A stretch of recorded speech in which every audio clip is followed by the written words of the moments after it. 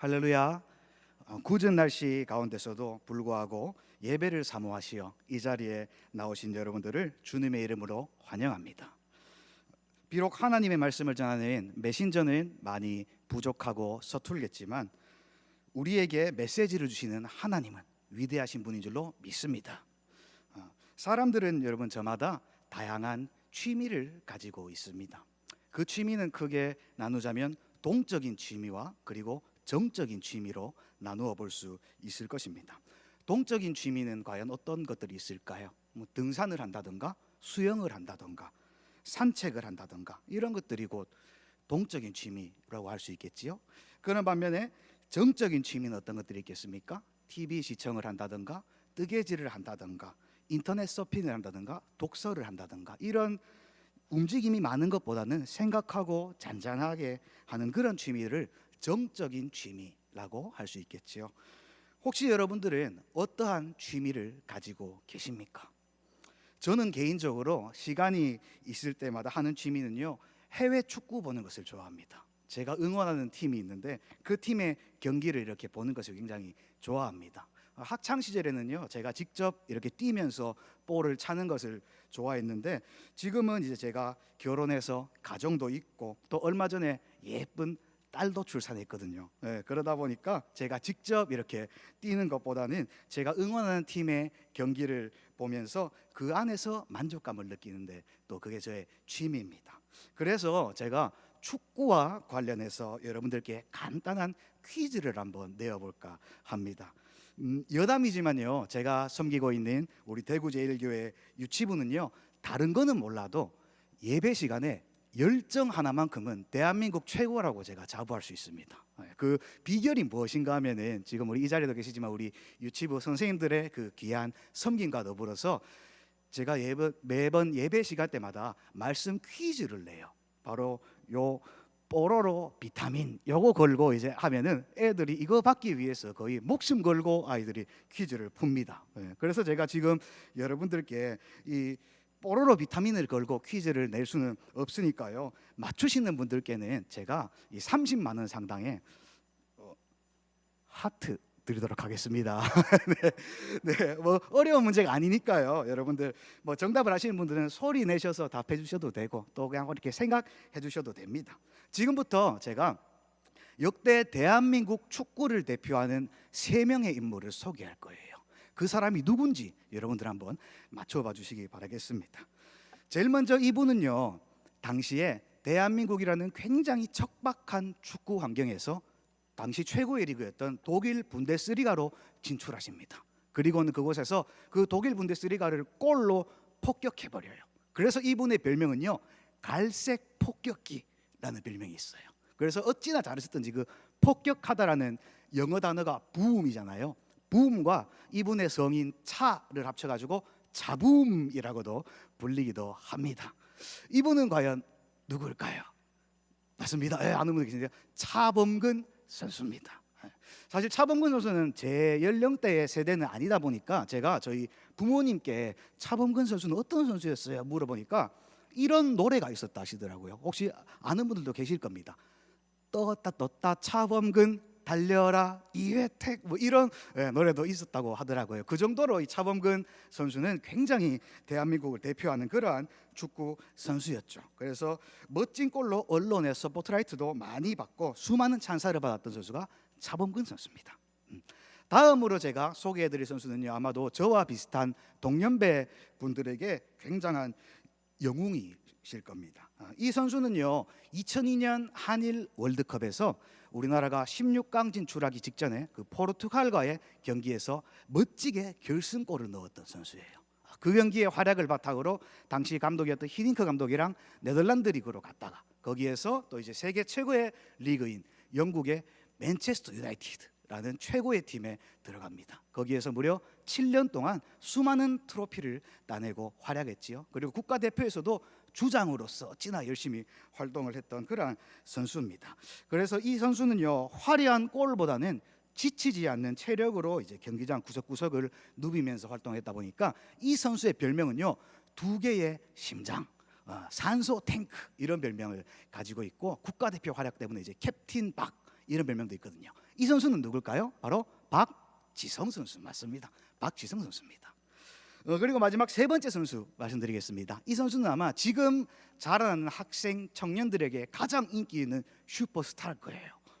벌써부터 답을 예상하고 계신 분들 계신 것 같은데, 이 선수는요 지금 현재 잉글랜드 리그 토트넘에서 맹활약하고 있습니다. 그래서 그 차범근 선수가 세웠던 기록을 모조리 갈아치울 정도로 많은 골을 득점하고 있고, 재작년이었나요? 무려 50m를 드리블해가지고 확 멋진 골을 넣으면서 우리 국민들에게 큰 기쁨을 선사해줬던 그런 선수인데요. 이 선수는 완전 센세이션한 활약을 일으켜서 이 선수의 별명이 쏜세이셔널이에요. 그리고 얼마나 빠른지 슈퍼쏜이라고도 부릅니다. 이 선수는 누굴까요? 바로 손흥민 선수입니다. 맞습니다.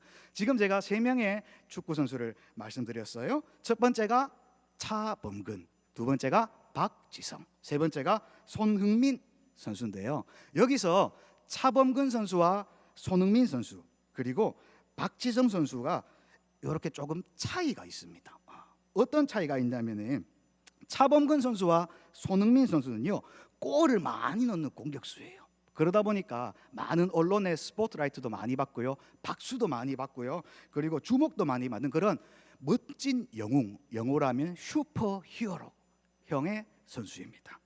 그런 반면에 박지성 선수는요 차범근, 손흥민 선수와는 다르게 팀에서 주목받거나 멋지고 화려한 그런 골을 넣기보다는 구석구석 경기장을 누비면서요 남들이 힘들어할 때 한 걸음 더 뛰고 하면서 이 공간을 메워주고 남을 도와주고 하는 그런 스타일입니다. 그래서 박지성 선수처럼 조용하고 화려한 조명을 받지 못하지만 그 팀에 꼭 필요한 영웅을 우리는 보이지 않는 영웅, 영어로 언성 히어로라고 말합니다.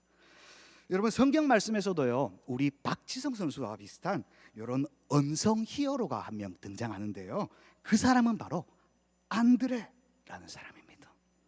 오늘 말씀에 그의 형제인 베드로만큼 슈퍼스타처럼 주목받지는 못했지만 묵묵히 자기 자리에서 그 누구보다도 자기의 역할을 열심히 감당한 우리의 훌륭한 신앙의 모델인 언성 히어로 안드레에 대해서 함께 나누어 볼까 합니다. 오늘 살펴볼 안드레라는 사람은요 크게 세 가지 정도의 특성을 가지고 있습니다. 가장 먼저 안드레가 보여주는 모습은요, 첫째는요 전할 줄 아는 사람이었어요. 어떤 사람이었다고요? 전할 줄 아는 사람. 맞습니다. 오늘 본문 말씀에서 살펴볼 수 있는 이 안드레의 그 상황을 잠깐 간략하게 설명을 드리자면, 안드레는요 당시에 세례 요한의 제자였습니다. 당시 세례 요한은요 수많은 제자들을 거느리고 있었거든요. 그 중에 한 사람이 바로 이 안드레였습니다. 그렇게 세례 요한은 안드레는 세례 요한을 따르고 있었는데요. 그러던 어느 날 세례 요한이요 예수님을 보고는요 보아라 하나님의 어린 양이다 라고 하자 안드레는 그 이후로 예수님을 보고 예수님을 따르기로 결정합니다. 본문 말씀 35절에서 37절 말씀입니다. 요한복음 1장 35에서 37절 말씀입니다. 우리 함께 봉독해 보실까요? 시작. 또 이튿날 요한이 자기 제자 중 두 사람과 함께 섰다가 예수께서 거니심을 보고 말하되 보라 하나님의 어린 양이로다. 두 제자가 그 말을 듣고 예수를 따르거늘. 37절 말씀에서 세례 요한의 두 제자가 그의 말을 듣고 예수를 따르거늘이라고 말하는데요. 그 중에 두 제자죠. 그 중에 한 사람이 누군가요? 40절 말씀에 나와요. 40절 말씀 한번 보시겠습니다. 40절 말씀 보면은요, 요한의 말을 듣고 예수를 따르는 두 사람 중에 하나는 시몬 베드로의 형제 누구요? 안드레라 그렇습니다. 나머지 한 사람은요, 사도 요한이라는 학설도 있고요, 빌립이다라는 학설도 있는데 그건 중요한 게 아니니까 넘어가기로 하고요. 무튼 처음에는 세례 요한의 제자였다가 이제 예수님을 만나고 예수님의 제자가 되기로 한 안드레입니다. 그 안드레가요 맨 처음 했던 행동이 있어요. 그게 뭔지 아세요? 그게요 41절 42절에 나옵니다. 우리 41절 42절 함께 봉독해 보시겠습니다. 시작. 그가 먼저 자기의 형제 시몬을 찾아가 말하되 우리가 메시아를 만났다 하고, 메시아는 번역하면 그리스도라. 데리고 예수께로 오니 예수께서 보시고 이르시되 내가 요한의 아들 시몬이니 장차 게바라 아리라 하시니라. 게바는 번역하면 베드로라. 안드레는 뭘 했나요? 바로 예수 그리스도를 전했습니다. 자기 형 시몬에게 찾아가 가지고요, 우리가 메시아를 만났다라고 이렇게 하면서 예수님을 소개하고 전했습니다. 여러분, 여기 본문에 쓰여진 우리가 만났다라는 요 단어의 헬라어 원어를 보면은요, 휴레카멘이라고 적혀 있습니다. 이 휴레카멘이라는 말은요, 시제가 완료형 시제예요. 이 완료형 시제는 어떠한 의미를 가지고 있냐면 매우 확신에 찬 그러한 모습을 말해주고 있습니다. 확신에 차고 단호한 그런 어감을 말해주고 있는데요. 즉 안드레는요, 예수 그리스도를 만났다라는 사실을 형 시몬 베드로에게 어떤 느낌으로 얘기했습니까? 이런 느낌으로 얘기했겠죠. 형, 나 있잖아, 메시아를 만났어. 우리가 그 찾고 기다리던 메시아 있잖아, 그분을 만났어. 그분이 바로 예수 그리스도야. 이런 느낌으로 안드레는 베드로에게 예수님을 전하지 않았겠습니까? 그렇습니다, 여러분. 안드레는요, 내가 만났고 경험했고 기다렸고 좋았던 것을요, 자기만 알고 남들 모르게 혼자만 간직하고 있던 것이 아니라 내 주변 사람에게 나누고 전할 줄 아는 그런 사람이었던 것입니다. 여러분, 남에게 좋은 것을 전하고 나눈다는 게요, 이게 쉬운 게 아니에요. 많은 사람들이요, 좋은 것이 있으면요, 자기 혼자 가질라 해요. 남들한테 안 주고 자기 혼자 가질라 해요. 그리고 설령 나눠준다 하더라도요, 내 배는 이만큼 채워놓고 남는 부분 이거를 전해줍니다. 그런데요, 안드레는요 그러지 않았어요. 안드레는요, 자기가 확신에 찼을 정도로 귀하고 소중한 예수님을요, 가장 먼저 베드로에게 찾아가서 전해줍니다. 사랑하는 성도 여러분, 우리 그리스도인들이 갖고 있는 가장 큰 사명 중에 하나가 예수 그리스도를 전하는 일입니다. 여기에서 조금 더 성숙한 그리스도인들은요, 예수 그리스도를 전할 뿐만 아니라 내가 가지고 있는 것, 그것이 물질이 되었든 재능이 되었든 물리적인 힘이 되었든 기도의 시간이 되었든 뭐 어떤 것이든 간에 오늘 말씀에서의 안드레와 같이 이웃에게 나누고 전할 수 있는 사람이요, 아마도 성숙한 그리스도인인 줄로 믿습니다. 그러므로 바로 이곳에 계신 저와 여러분 모두가 안드레와 같이 내가 가지고 있는 것, 내가 좋아하는 것, 내가 할 수 있는 것을 우리 주변 이웃들에게 나누어 줄 수 있는, 전할 수 있는 그러한 우리 모두가 될 수 있기를 간절히 소망합니다. 다음 두 번째로 볼 수 있는 안드레의 특징이 있는데요, 안드레는요, 들을 줄 아는 사람이었어요. 어떤 사람이라고요? 들을 줄 아는 사람이었습니다.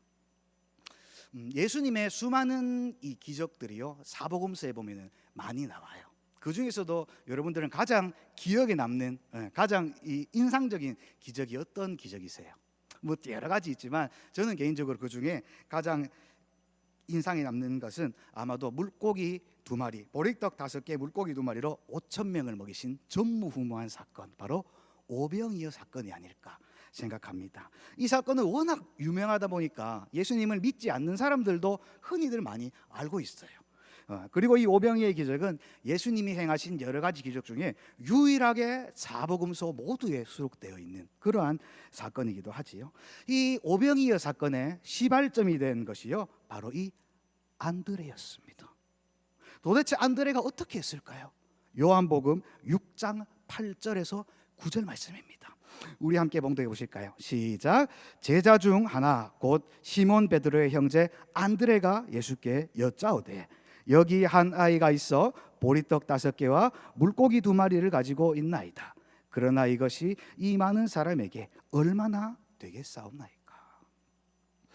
아마 당시 안드레의 믿음을 보면은요, 이 믿음이 뭐 이후에 성령을 받기 전 상황이어서 그랬는지 몰라도 굉장히 막 두텁고 그러진 않았던 것 같아요. 9절 하반절을 보니까 오병이어를 예수님께 드리면서 뭐라고 해요? 그것이 이 많은 사람에게 얼마나 되겠사옵니까? 하는 이 모습을 봐서는요, 예수님이라면 무조건 하실 수 있을 거야 이런 느낌보다는 이거 좀 적은데 이거 가지고 뭐 될까?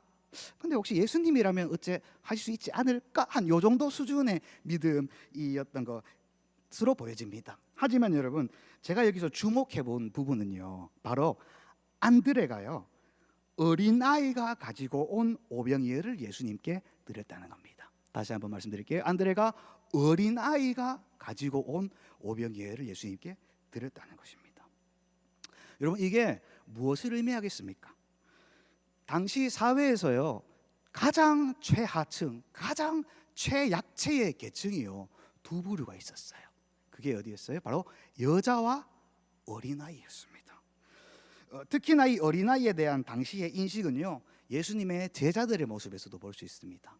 마가복음 10장을 보면은요, 10장에서 이제 어린아이들이 예수님이 오셨다는 소식을 듣고 예수님을 보러 가요. 그런데 예수님의 제자들이요, 아이들을 막죠. 여기는 너네 올 곳이 아니야. 절로 가. 어디 어린아이들이 이곳에 와서 예수님을 보려 그래? 썩 물러가. 이렇게 물리칩니다. 물론 예수님은 그들을 끌어안으셨지만요. 그래서요, 여러분, 이로 미뤄봤을 때 당시의 사회적인 환경뿐만 아니라 예수님에 따르는 제자들을 포함한 모두의 마음과 의식 속에는요, 어린아이는 취급할 대상이 아니었던 것이에요. 하지만 오늘 오병이어 사건에서 안드레는요, 아이의 소리를 듣습니다. 보리떡 5개와 물고기 2마리.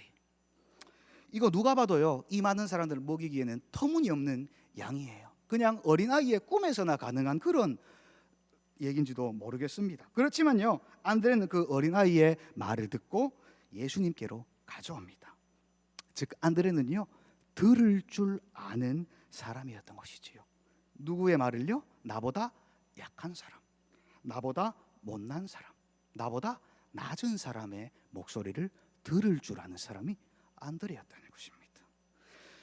최근 TV를 보면은요, 이제 내년 3월에 있는 대선이 있죠. 그 대선을 앞두고 이제 많은 그 후보자들이 이렇게 출마 선언을 하기도 하고요. 그리고 본인의 대권에 대한 그런 청사진을 보여주고 비전을 발표하기도 하고 정책을 발표하기도 하고 합니다. 그런데 여야를 막론하고 이분들의 정책을 가만히 살펴보면요, 공통점이 하나 있습니다. 그게 뭔가 하면 바로 취약 계층에 대한 복지 문제입니다. 그에 대한 자세한 방법은 후보들마다 조금씩 차이는 있겠지만 지금 대권을 도전을 선언하신 분들 중에 단 한 사람도 저는 취약계층에게는 관심 없고 그들은 알아서 하라 하십시오, 이런 사람 한 사람도 없습니다. 실제로 당선되면 그렇게 할지는 모르겠지만 여야 진보 보수 할 것 없이 하나같이 강조하는 게 뭐예요? 취약계층들을 저는 이렇게 챙겨주도록 하겠습니다 하는 그런 복지 정책을 펼치고 있다는 것입니다. 여러분, 이게요, 무엇을 의미하는 것일까요? 아마 대권 후보들이 이러한 정책을 펼쳤다라는 것은요, 지금 세상이 바라고 기대하는 것이 바로 약자의 소리를 듣고 약자를 위한 정책을 펼쳐주기를 바라기 때문에 여야를 막론하고 이런 정책을 펼치려고 하는 것이 아닐까, 그렇게 생각합니다. 그렇습니다, 여러분. 지금 세상도요, 이처럼 약한 자들의 소리를 들어주기를 원합니다. 그렇다면 하물며 우리 그리스도인들은 어떻게 해야 할까요? 세상도 저렇게 약자의 소리에 귀를 기울이려고 하는데 우리는요, 우리 주변에 있는 약자들의 소리를 더욱더 귀를 기울여야 하지 않겠습니까? 물질적으로든 육체적으로든 사회적 지위상으로든 나보다 약한 자, 나보다 낮은 자의 소리를 들을 줄 아는 것이요, 참된 그리스도인의 모습이 아니겠습니까? 여러분, 만약 조금 전에 살펴본 오병이어 사건, 거기서요, 안드레가 어린아이의 소리를 듣지 않았더라면 아마도 이 전무후무한 예수님의 기적인 오병이어 사건은요, 없었을지도 모릅니다. 사랑하는 성도 여러분, 오늘 안드레는요, 들을 줄 아는 사람이었어요. 나보다 강한 사람의 소리는요, 누구나 다 잘 듣습니다. 그렇지만 안드레는요, 나보다 약한 사람의 소리까지도 들었다는 것이지요. 그리고 안드레가 전한 그 소리를 들었을 때 2000년이 지난 이 시점에서도 우리에게 은혜를 주시는 사건인 오병이어 사건이, 기적이 있을 수 있었던 것입니다. 그러므로 바로 앞에는 이곳에 계신 분들도 모두도 남의 말을 들을 수 있는, 특별히 나보다 약한 자의 소리까지도 들을 수 있는 우리 모두가 될 수 있기를 간절히 소망합니다. 끝으로 안드레는요, 만족할 줄 아는 사람이었어요. 어떤 사람이요? 만족할 줄 아는 사람. 앞서 살펴보았듯이 예수님의 첫 번째 제자는요, 분명히 안드레였습니다. 그렇지만 성경에 나오는 여러 가지 사건들과 포커스는요, 그의 형제인 베드로에게 집중이 되어 있습니다. 오죽하면요, 많은 이들이 베드로가 예수님의 첫 번째 제자예요 라고 착각할 정도로 말이죠. 이는 분명 먼저 제자가 되었던 안드레 입장에서는요, 기분이 나쁠 수도 있어요. 소위 우리말로 하면, 아니 짬밥도 안 되는 게 짬밥도 내가 더 높은데 왜 예수님은 저 베드로를 주목하시나, 이거 완전 굴러온 돌이 뭐예요? 박힌 돌 빼는 경우 아니냐 하면서 이렇게 불만을 토로할 수도 있는 그런 상황이었습니다. 하지만 여러분, 안드레는요, 이런 상황에 결코 불평하지 않았습니다. 오히려 안드레는요, 자신의 위치에 만족하고 베드로가 가는 곳마다 늘 동행하면서 베드로를 뒷받침해 주었습니다. 신약 성경에는 이 안드레라는 이름이 총 12번이 나옵니다. 그 중에서요, 안드레는 무려 11번을 베드로와 같이 동행하고 있습니다. 그리고 그 11번 중에 10번이 이 안드레의 이름보다 베드로의 이름이 앞에 나오고 있습니다. 그리고 그 중에 6번은요, 안드레를 베드로의 형제 안드레, 베드로의 동생 안드레라는 수식어로 소개하고 있습니다. 여러분, 어찌 보면 안드레 입장에서는요, 이런 상황들이 마음에 들지 않았을 수도 있습니다. 내가 주인공이었으면, 나도 좀 포커스를 받아봤으면, 나를 좀 세워줬으면, 나를 좀 더 멋지고 화려한 수식어로 불러줬으면 하는 불만이 나올 법도 한 상황이었습니다. 하지만 안드레는요, 불평불만하지 않았습니다. 여러분, 저는 목회의 길을 가기 전에 상당히 재미있는 일을 했었습니다. 어떤 거냐면은 이벤트 MC, 레크레이션 강사 일을 제가 좀 했었거든요. 그거 하면은 이제 작게는 뭐 돌잔치, 결혼식 이런 것부터 해가지고 크게는 뭐 기업 행사, 대학 축제, 지역 문화 축제 이런 행사도 제가 사회를 보고 이렇게 했었는데, 그런 곳에 가면 모든 행사마다 빠지지 않고 등장하는 순서가 있습니다. 그 순서가 뭔가 하면은 그 기관 단체 대표님의 인사 말씀이에요. 네. 그런데 그런 분들을 소개할 때 보면은요, 공통점이 있는데요. 그게 뭔가 하면은 누구 대표님 이렇게 부르잖아요. 그런데 요 이름보다 앞에 수식어가 훨씬 더 깁니다. 예를 들면은 이렇게 하죠. 이 자리를 빛내주시기 위해서 어떤 단체의 고문으로 계시고 어떤 활동을 하셨으며 대통령 표창장을 수여하셨고 이 지역의 발전을 위해 이런저런 활약을 하고 계시는 우리 땡땡땡 대표님을 소개합니다. 박수로 맞이하겠습니다. 이런 식으로 이름이 3글자라면 앞에 수식어는 30글자가 넘습니다. 그래서 이런 행사를 가게 되면요, 다른 순서를 잘해도 앞에 수식어 이거 틀리면은요 난리 납니다. 그래서 제가 한번 행사를 갔다가 틀리고 빼자먹은 적이 있거든요. 그때 행사 마치고 나니까 담당자가 저를 불러요. 부르고 나서는 당신 똑바로 안 할 거냐, 장난치냐 하면서, 그렇게 해서 돈 벌고 살겠냐 하면서 앞으로 당신 다시는 안 부를 거야 하면서 막 그런 이야기도 막 듣고 했는데요. 이처럼 대부분의 사람들이 내 이름보다 앞에 있는 수식어를 더 중요시 여기고 명예롭게 여깁니다. 그러다 보니까 그 수식어를 얻기 위해서요, 불법까지도 저지르는 사람들도 허다하다라는 것이죠. 하지만 여러분, 성경에서 볼 수 있는 안드레, 그에게 붙는 수식어는요, 겨우 베드로의 동생, 베드로의 형제, 베드로보다 뒤에 나오는 안드레, 이게 전부였습니다. 그렇지만 안드레는요, 결코 불평하지 않고 베드로의 리더십을 존중하고 베드로를 인정하면서 자신의 상황에 만족할 줄 알았습니다. 이런 안드레의 희생이 있었기 때문에 베드로의 멋진 고백이죠. 주는 그리스도시요 살아계신 하나님의 아들입니다 라는 고백이 있을 수 있었고요. 또 베드로와 관련된 여러 가지 기적들을 통해서 우리가 오늘날도 은혜 받을 수 있게 된 거 아니겠습니까? 만약에 베드로가 주목받는 사건마다 안드레가 내가 주목받을래요 라고 했더라면, 만약에 베드로의 리더십에 안드레가 반기를 들고 자신을 내세웠더라면, 우리는 그 사건들을 통해 은혜 받기도 어려웠을 뿐더러 예수님의 사역은 얼마나 더 힘드셨겠습니까? 여러분, 우리는요, 이런 안드레를 통해서 우리를 한번 살펴보았으면 합니다. 과연 우리는 안드레로 만족할 수 있는가? 아니면 꼭 베드로가 되기 위해서 내 목소리를 높여야 하는가? 내가 먼저 교회 나왔는데, 내가 직분이 더 높은데, 내가 헌금 더 많이 냈는데 왜 저 사람이 주목받고 왜 저 사람이 박수 받냐? 라면서 불평불만하시지는 않으셨는지요? 우리를 한번 돌이켜 봤으면 좋겠습니다. 무엇이 진정 하나님을 기쁘게 하는 것인지에 대해서 말입니다. 여러분, 바로 앞에는 안드레와 같은 그리스도인들 되시길 소망합니다. 베드로가 나쁘다는 게 결코 아니에요. 하나님께서요, 베드로처럼 쓰실 분들은요, 베드로처럼 주목도 받게 하시고요, 유명하기도 하시고요, 큰 일도 맡기시기도 합니다. 하지만요, 하나님의 일을 하는 데 있어서는 베드로만 있어서는 진행이 되지 않습니다.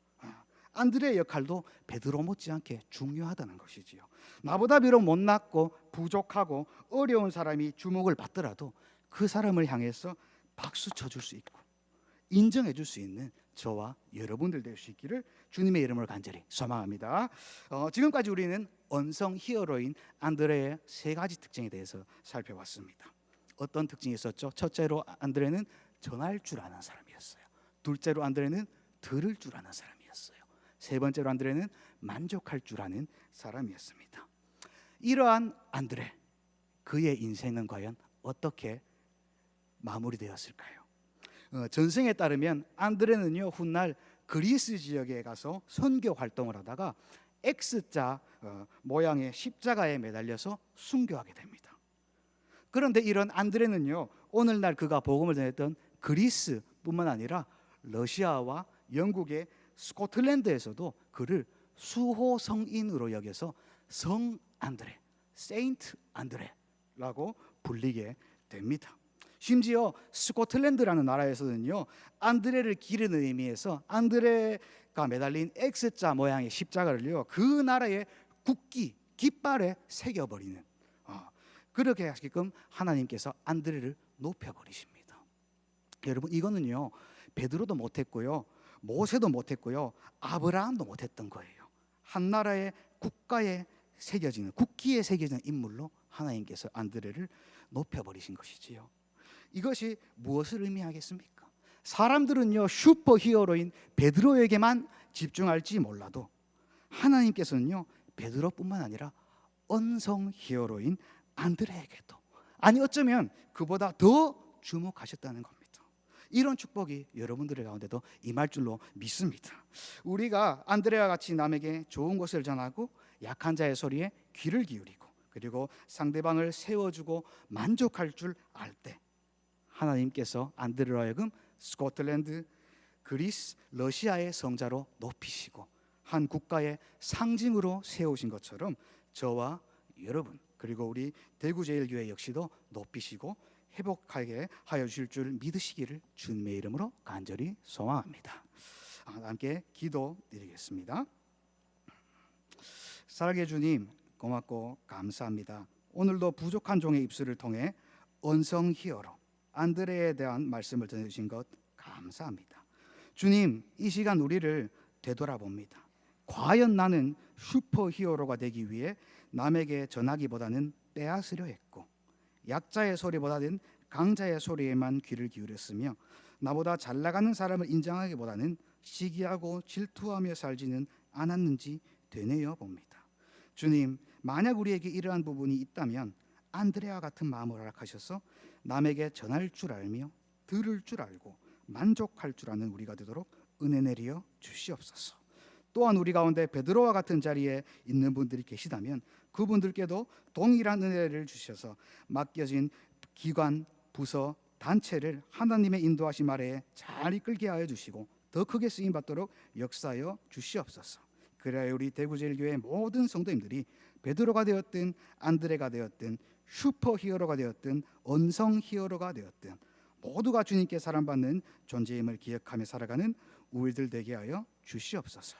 감사드리며 예수님의 이름으로 간절히 기도드리옵나이다. 아멘.